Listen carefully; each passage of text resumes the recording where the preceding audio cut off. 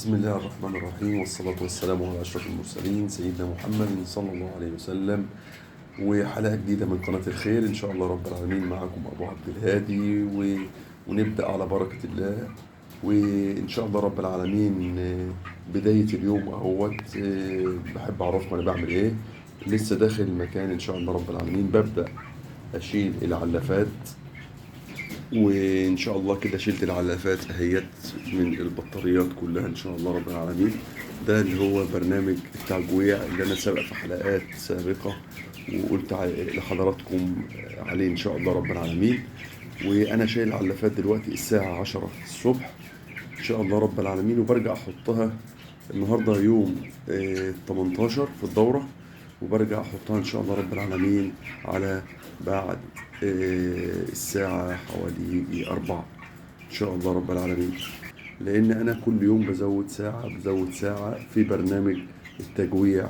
لان برنامج التجويع ده سبق قلت لحضراتكم في الحر مهم جدا جدا عشان ما يحصلش عندك نافق في المكان ان شاء الله رب العالمين.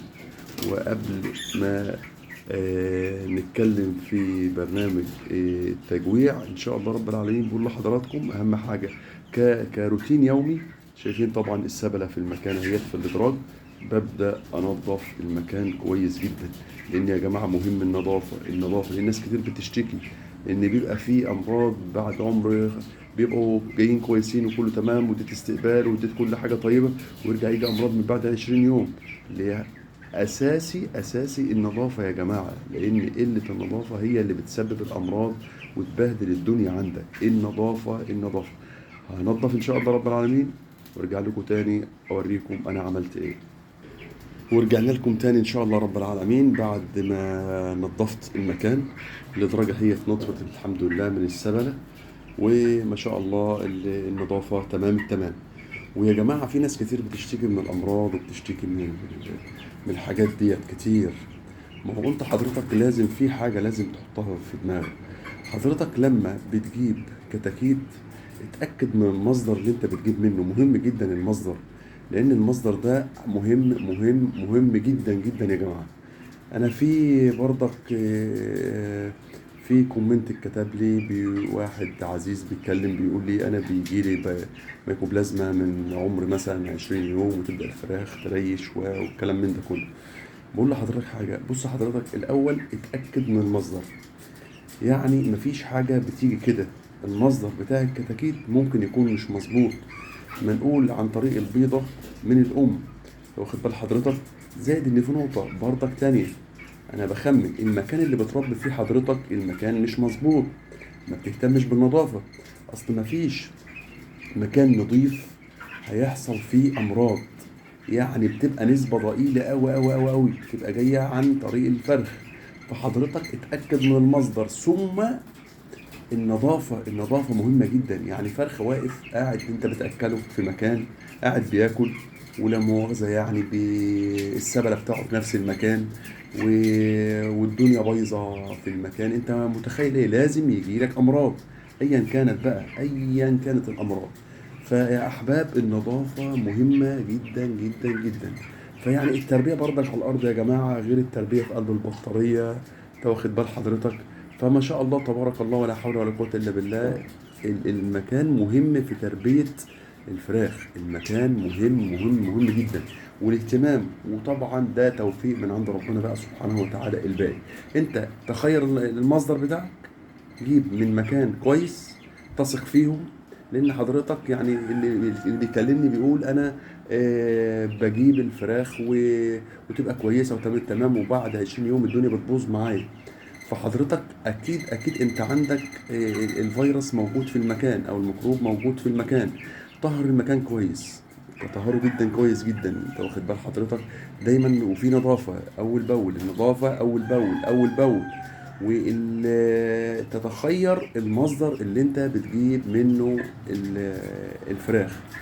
وامشي بالخطوات اللي انا بقولها كتير. يعني انا دايما على طول بستقبل، اول ما بستقبل بسمي الله كده، بستقبل باللي هو محلول معالجة الجفاف لمدة مثلا حوالي 4 5 ساعات بس. وبعد كده هو ببدأ احط تاني يوم، من تاني يوم على طول. يعني انا حتى كمان بفضل الله ما شاء الله ولا حول ولا قوه الا بالله، ما بستقبلش باي ادويه. ليه؟ المكان انا منضف كويس جدا. بهتم بالغذاء بتاع الفرخ كويس من الطبيعه. واخدين بال حضراتكم؟ يعني انا بعد كده ببدا احطه تاني يوم، والله من تاني يوم يا جماعه بحط كركم، توم بودره، بصل بودره، حبه البركه، سمسم. ده حاجات يعني شوفوا حاجات طبيعيه جدا جدا جدا اهي. وببدا بيها. وبعد 3 ايام بس انا بقى يعني ايه، يعني انا خلصت الاستقبال بتاعي بالطريقه دي. واخدين بال حضراتكم؟ بعد كده خلاص ميه عاديه خالص ونضيفه وتمام التمام وفل الفل. لغايه عمر 8 ايام 9 ايام ببدا بنزل بمضاد سموم. وبعد المضاد السموم دوت بدي مثلا ممكن ادي رافع مناعه، او ممكن بدي غسيل كلوي. الغسيل الكلوي عباره عن ايه يا جماعه؟ من الطبيعه برضه. ايه البقدونس؟ ايه البقدونس يا جماعه؟ حزمه بقدونس واغليها، لو واخد بال حضرتك. ومثلا نص كوبايه بقدونس على ال4 لتر، نص كوبايه مغلي بقدونس على ال4 لتر. ممتاز ممتاز ممتاز ممتاز. واخدين بال حضراتكم؟ وببدا ميه عاديه برضه، واجي عمري مثلا 18 ولا 19 يوم ولا 20 يوم احط تاني مضاد سموم. وبعد المضاد السموم اعمل غسيل كلوي. الغسيل الكلوي عباره عن بقدونس كده بالشكل ده. واخد بالك؟ زائد النظافه. النظافه. انما طبعا لو جالك الميكوبلازما وجالك الامراض دي، حضرتك على طول اطلع على البيطر على طول، هيدي لك العلاج المناسب. بس بتبقى يعني صعبه قوي قوي في العمر ده. واخد بالك؟ ولكن النظافه، اهتم بالنظافه. النظافه يا جماعه اهم من كل حاجه. انت واخد بال حضرتك؟ والتوفيق كله من عند ربنا سبحانه وتعالى. زائد تظبيط درجه حراره المكان. يعني لازم المكان اللي انت بتربي فيه مكان مهيأ، دايما على طول في فتحات تهوية في الصيف. يعني زي ما شايفين كده حضراتكم اهوت، في فتحة هنا هي، وفي فتحة هنا هي كمان. يعني المكان يعني بفضل الله ما شاء الله ولا حول ولا قوة إلا بالله. زائد هنا اهوت المكان هنا اهوت برضك متهوي. انت واخدين بال حضراتكم؟ فتحة الباب قصادها الشباك دوت. فيعني دايما على طول الهواء متجدد في المكان. الهواء دايما يكون متجدد في المكان. ودايما على طول بتنظف وايدك في النظافه. هتلاقي الفرخ كويس. درجات الحراره في المكان انا والله ما اعرفها، انا هشوفها قدام حضراتكم اهيت. هي هي عامله 29 درجه، 29 درجه. فكويسه ممتازه في الوقت دوت. فدايما على طول بص درجات الحراره، الجو عندك في قلب المكان شكله ايه، النظافه. ما تبقاش مثلا مربي مثلا على الارض وسايب السبله بال3 4 ايام. النظافه يوميه، لازم يا جماعه في نظافه يوميه. هي مكلفه بس هي عاوزه كده. عاوز دوره تنجح معاك، اهتم واتعب وش عشان ربنا سبحانه وتعالى يعطيك. تاخد بالك؟ يعني مثلا مربى على الارض مثلا النشاره تتغير كل مثلا حوالي يومين 3، كبيرك خالص. لازم لازم لازم. لان مش معقوله انت حاطط طائر وقاعد بياكل ويشرب ويتبرص في المكان وعاوز يبقى بصحه وبعافيه. لا يا جماعه، اهتمام بالنظافه والاهتمام بالمصدر الكتكوت مهم جدا جدا جدا. واخدين بال حضراتكم؟ والمكان، جودة المكان والهواء دايما على طول يبقى نشط في المكان.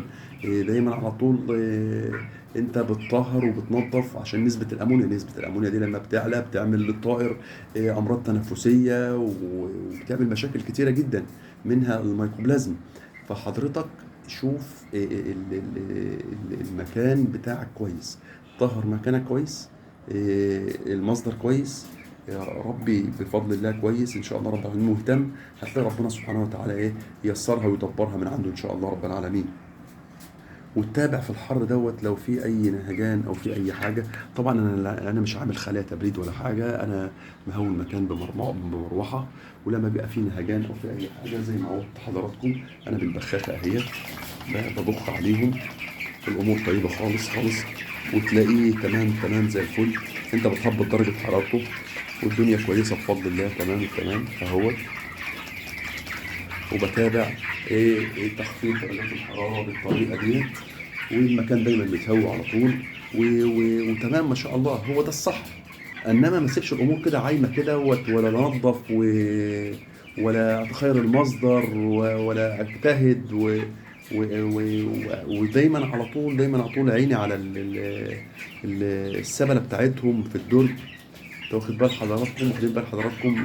لو في اي اسهالات او في اي حاجه بتابع اول باول.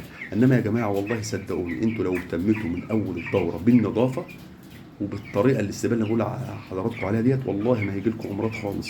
لان النظافه يا جماعه مش معقوله، حتى الانسان لو قعد في مكان مش نظيف هيمرض، ده طبيعي. النظافه مهمه جدا جدا جدا جدا يا جماعه.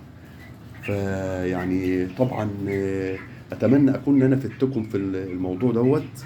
وطبعا سعيد بالوقت الطيب اللي بقضيه معاكم، وطبعا ما تنسوش الاشتراك في القناة وتفعيل زر الجرس. بكون سعيد طبعا بيكم وهكبر بيكم يا جماعة. وإن شاء الله رب العالمين دايما حلقات متتالية في هذا الموضوع، ودايما على طول هعرفكم ايه الجديد في تربية الفراخ داخل البطاريات. واتمنى لكم طبعا الخير والتوفيق في كل امور حياتكم. وان شاء الله رب العالمين النهارده اليوم ال 18 بجوع، دلوقتي زودت ساعه كمان، يعني ان شاء الله رب العالمين احط العلافات دي كمان 6 ساعات. امبارح كان 5 ساعات، دلوقتي 6 ساعات ان شاء الله رب العالمين. الفرخ بيبقى تمام التمام، هادي وكان انت ما بترفعش درجه الحراره، لانك انت لما بتديله اكل انت كده بتديله تنشيط الدوره الدمويه بتاعه في الحر دوت، مع درجه حراره الجو العاليه فبيحصل نفوذ. فطبعا يعني اتمنى اكون فدتكم، وسعيد بالوقت اللي بقضيه معاكم. كان معاكم ابو عبد الهادي من قناه الخير. اتمنى لكم حياه طيبه وسعيده، وان شاء الله رب العالمين الى حلقه قادمه باذن الله. والسلام عليكم ورحمه الله وبركاته.